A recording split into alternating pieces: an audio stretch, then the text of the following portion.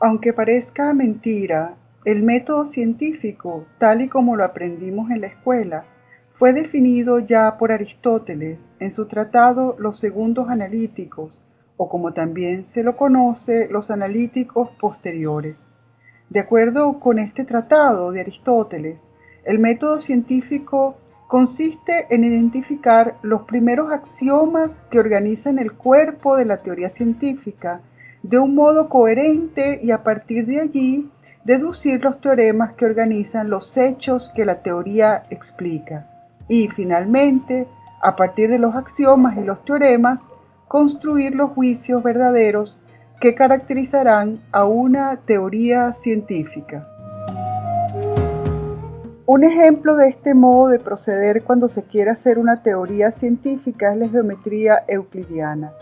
Euclides, nacido aproximadamente a mediados del siglo IV a.C., establece la geometría como un sistema cerrado y completo. Durante muchos siglos, la geometría euclidiana se consideraba la geometría última o definitiva, por decirlo así. La base de la teoría estaba dada por los axiomas geométricos, de los cuales se derivarían todos los teoremas de una teoría.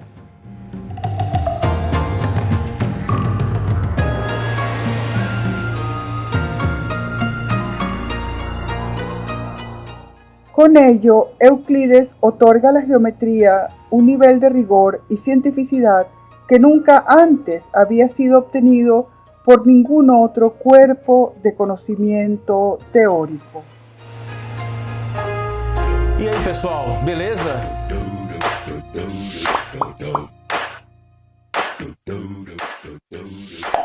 Um grego, um tal de Euclides. Você já ouviu falar dele? Vamos conhecer um pouco mais desse Euclides? Euclides de Alexandria foi um dos primeiros geômetras e foi considerado o pai da geometria. Historicamente, nasceu na Síria em 325 a.C. e morreu em 265 a.C. Ou seja, ele viveu 60 anos de idade. E o pouco que se sabe ao seu respeito é que ele foi chamado em Alexandria para ensinar matemática em uma escola criada por Ptolomeu Sóter, que foi um grande rei do Egito. No caso, o rei de Alexandria também, onde passou a maior parte de sua vida. E por possuir uma maneira brilhante de ensinar geometria e álgebra, demonstrando grande habilidade de exposição, por ter produzido várias obras importantes, principalmente para a geometria, Euclides se tornou famoso e ficou conhecido como Euclides de Alexandria. Os Elementos eram um conjunto de 13 livros que continham muitas definições e explicações das formas geométricas e de técnicas que estudamos até os dias de hoje. Pensa como que esse cara devia produzir informação numa época que não tinha nem imprensa. E por que a geometria que a gente estuda é euclidiana? Justamente porque ela usa os conceitos primitivos definidos por Euclides para construir e explicar todas as formas geométricas existentes no nosso mundo tridimensional. Lo que le daba al sistema euclidiano este carácter de ser el modelo del conocimiento científico por excelencia era, en primer lugar, que sus axiomas eran pocos y exhaustivos. Esto quiere decir que, en principio, todas las verdades geométricas podían ser acotadas por un reducido número de axiomas combinados de manera hábil entre sí, lo que volvía a la geometría una ciencia, por decirlo así, manejable y fácil de dominar para quien entendiera bien los axiomas. La primera ciencia verdaderamente rigurosa y confiable precisamente por la claridad, sencillez de sus axiomas.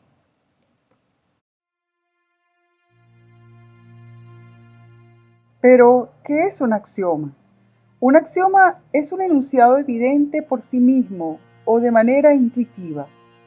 De este modo, cuando decimos que la geometría euclidiana era rigurosa porque todos sus axiomas, que como hemos visto, tenían la ventaja de no ser muchos, habían sido plenamente establecidos, de modo que de ellos pudiera derivarse de manera tersa o fluida un conjunto de teoremas o enunciados verdaderos, queremos decir que todos los axiomas o verdades evidentes de la geometría, tal y como estaban expresados en la misma teoría, ya no admitirían ningún tipo de discusión.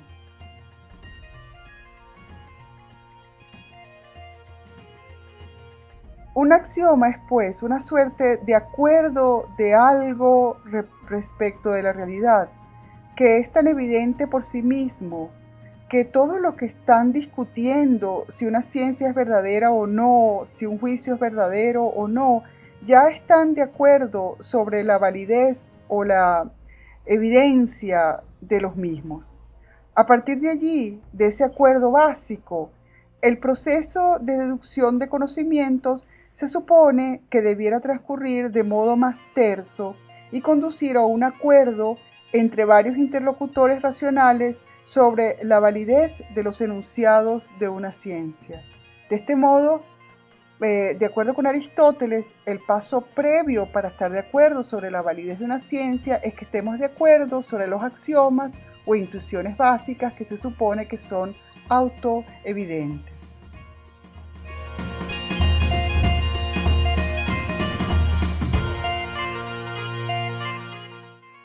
El ideal de conocimiento verdadero es ese acuerdo entre distintos individuos racionales.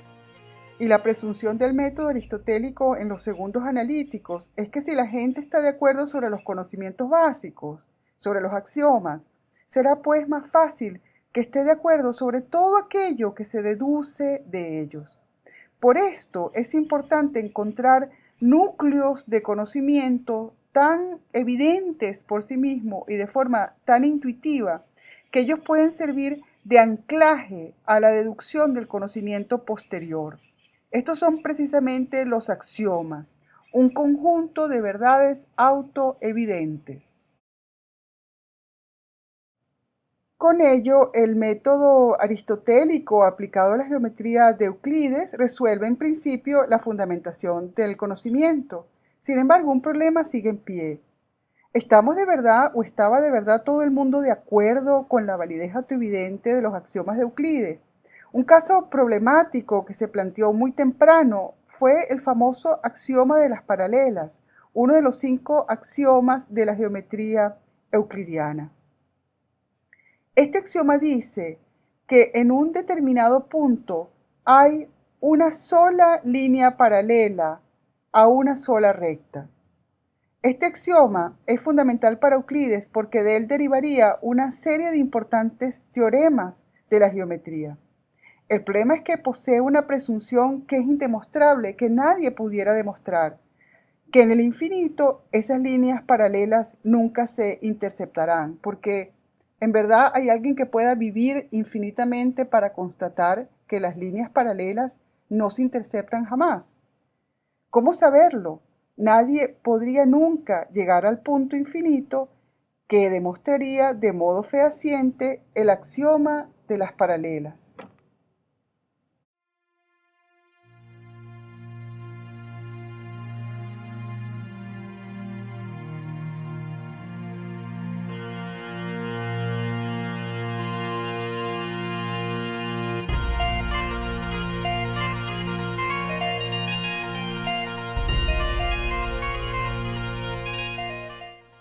Sea como sea, la geometría euclidiana, como hemos dicho, representaba el paradigma perfecto de lo que es hacer una ciencia. Establecer en primer lugar unos poquitos axiomas autoevidentes sobre los cuales todo el mundo estará de acuerdo, deducir teoremas y a partir de allí los acuerdos entre individuos racionales sobre la validez de los juicios que se deducen de los axiomas y de los teoremas sería pan comido. Como dice Hans Reichenbach, es la concatenación de relaciones lógicas basadas en los axiomas lo que nos obligaría a todos a aceptar la prueba de un enunciado que ofrece una determinada teoría científica.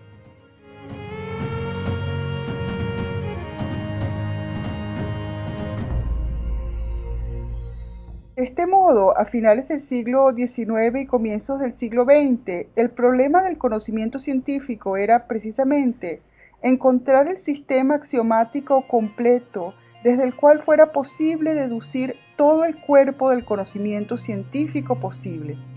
O dicho de otro modo, la aspiración de la filosofía era construir todo el sistema axiomático del conocimiento, de forma que todas las preguntas posibles sobre la realidad quedasen respondidas de una vez para siempre. Es decir, la idea es generalizar esta estrategia hasta abarcar todo el cuerpo de conocimiento posible. Si encontramos los axiomas autoevidentes que sostienen todas las teorías científicas, tenemos resuelto el problema del conocimiento y de la teoría científica, de todas las teorías científicas en principio.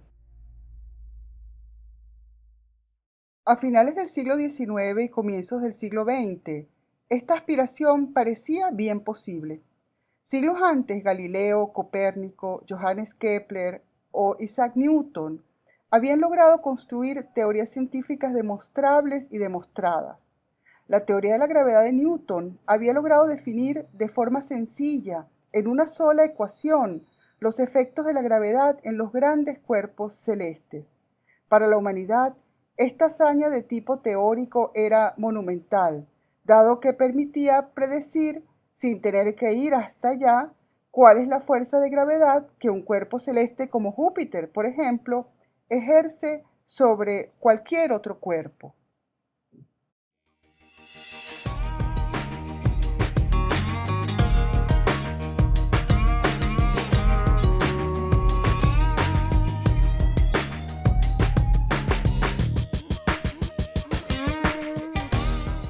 Que un ser humano, desde el sillón en su casa, por decirlo así, hubiese podido hacer este tipo de predicciones o establecer leyes científicas universales precisas, era un logro nunca visto, el cumplimiento de una aspiración humana muy profunda, la de poder desentrañar con la sola capacidad de la mente los grandes misterios del universo y los grandes misterios de la creación divina.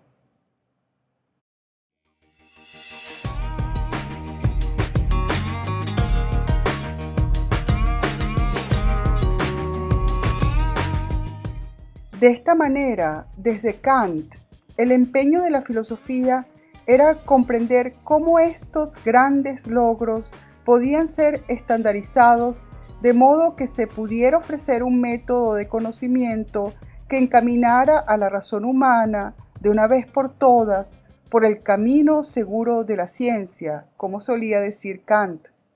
Con ello quedarían superadas las grandes inquietudes del pasado, y se vencerían, tal era la aspiración, las oscuras fuerzas de la ignorancia y la opresión. Un método seguro de conocimiento conduciría al dominio certero de la naturaleza y la realidad, y con ello a la superación de las enfermedades, la pobreza y la miseria, las guerras y los sufrimientos que provienen de no saber cómo solucionar de manera efectiva los obstáculos que ponen la realidad a la especie humana.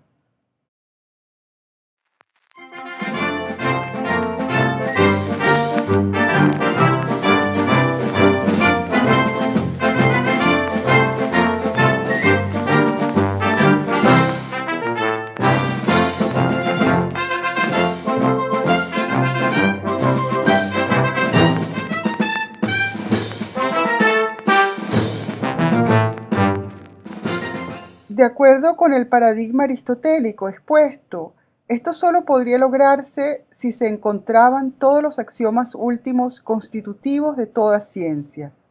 De este modo, más bien a principios del siglo XX, muchos filósofos estaban todavía siguiendo el ejemplo de Aristóteles en la búsqueda de los axiomas últimos autoevidentes que sostuvieran como bloquecitos o cimientos seguros todo el cuerpo de la ciencia de su tiempo. El lógico y matemático Gottlob Frege, que aparece aquí a la izquierda de esta imagen, estaba trabajando en estos problemas, es decir, buscando un método axiomático confiable que resolviera los problemas de fundamentación del conocimiento, cuando lo sorprendió una carta que le envió un amigo suyo desde Göttingen. Frege era para entonces, a principios del siglo XX y a finales del XIX, uno de los lógicos más importantes de su tiempo. En aquel momento no solo estaba preocupado por la caracterización de los axiomas en un método axiomático como tal, sino también en la definición de las reglas de inferencia que hacían posible la reglamentación de los axiomas, teoremas y pruebas de una ciencia. La carta de su amigo le contaba que su hijo estaba asistiendo al curso en Göttingen de un atrevido matemático que parecía, con sus investigaciones, contradecir la importancia de aquello que Frege había estado empeñado en lograr. Corría el invierno de 1898 y el joven profesor de 37 años, David Hilbert, a la derecha, acababa de publicar un libro cuyo contenido escandalizó a Frege. Se trataba de los fundamentos de la geometría. Lo que molestó muchísimo a Frege cuando leyó este libro fue que Hilbert representaba a un nuevo punto de vista en la geometría que la consideraba solo una estructura abstracta. Los axiomas y teoremas de una geometría, de acuerdo con esto, no serían ni verdaderos o falsos respecto de algún ámbito de la realidad y por lo tanto no podrían ser en absoluto autoevidentes. Siempre que se quisiera decir que la realidad es como dice un axioma, había que interpretarla, es decir, hacer un esfuerzo para explicar al interlocutor de que las cosas son como dice el axioma o como las ve el axioma. A Frege esta idea de Hilbert le parecía una herejía, porque básicamente dejaba el conocimiento verdadero sin fundamentos sólidos o seguros en la realidad. En efecto, si los axiomas de la geometría euclidia no eran más verdaderos que cualquier otro sistema de axiomas, entonces, ¿qué conocimiento iba a estar fundado sobre axiomas entendidos como verdades evidentes? Básicamente, volvía al problema del conocimiento un asunto de interpretación, tal vez incluso subjetiva, por parte del científico y de elección más o menos arbitraria de axiomas por parte del mismo. El problema ya había sido planteado a mediados del siglo XIX. El matemático húngaro Bolyai, el ruso Lobachevsky y el alemán Carl Friedrich Gauss habían demostrado que es posible construir una geometría coherente y completa sin el axioma de las paralelas de Euclides.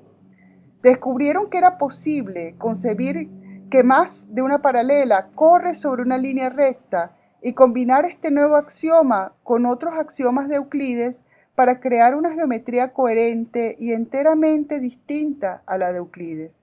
Con ello, estos matemáticos introdujeron un nuevo ámbito de desarrollo científico, el de las geometrías no euclidias, que tan importantes resultaron en el desarrollo ulterior de la física del siglo XX.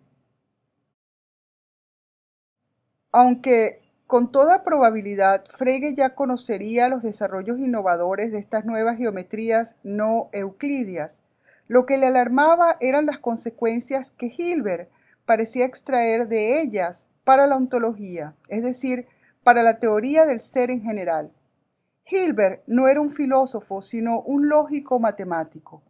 Al sostener que toda teoría científica era abstracta, como lo mostrarían las geometrías no euclidias, no le parecía que estuviera diciendo algo particularmente grave o problemático. Pero Frege, que sí tenía sensibilidad filosófica, que sí era un filósofo, se dio cuenta del problema que esta suerte de relativismo científico representaría para las aspiraciones de la ciencia, porque entonces escribe Frege, nadie puede servir a la vez a dos señores. No es posible servir a la vez a la verdad y a la falsedad. Si la geometría euclidia es verdadera, escribe Frege, entonces la geometría no euclidia es falsa. Si la geometría no euclidia es verdadera, entonces la geometría euclidia es falsa. A Frege le parecía imposible que dos teorías abstractas pudieran ser verdad al mismo tiempo. Una tenía que ser concreta, aplicada a la realidad, mientras que la otra, pues no. Por contraste, cuando Hilbert escribe sus fundamentos de la geometría, no se hace preguntas sobre ningún conocimiento previo o autoevidente.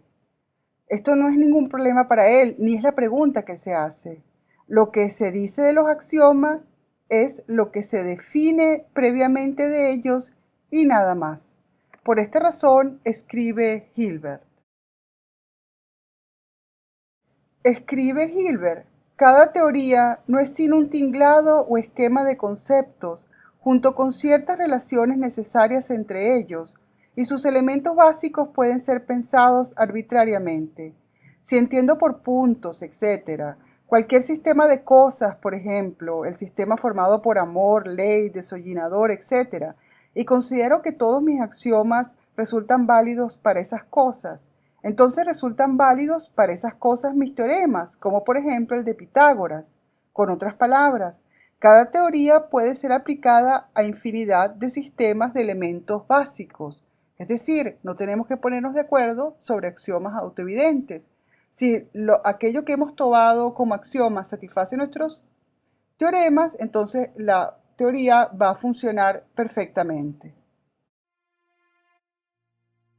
El problema que surge aquí es que si los individuos racionales que reflexionan si una teoría es verdadera o falsa, si, primero, tienen que ponerse de acuerdo sobre un axioma cuya validez ya no sería evidente, sino un asunto de elección o de decisión personal, solo elementos arbitrarios en una teoría que pudiera tener cualquier estructura, entonces ya no podrán estar seguros de si una teoría científica es de verdad, verdadera o falsa. Todo el edificio establecido por los segundos analíticos de Aristóteles se caería por su propio peso, dado que ya no sería posible encontrar los fundamentos últimos del conocimiento en las formas de axiomas últimos.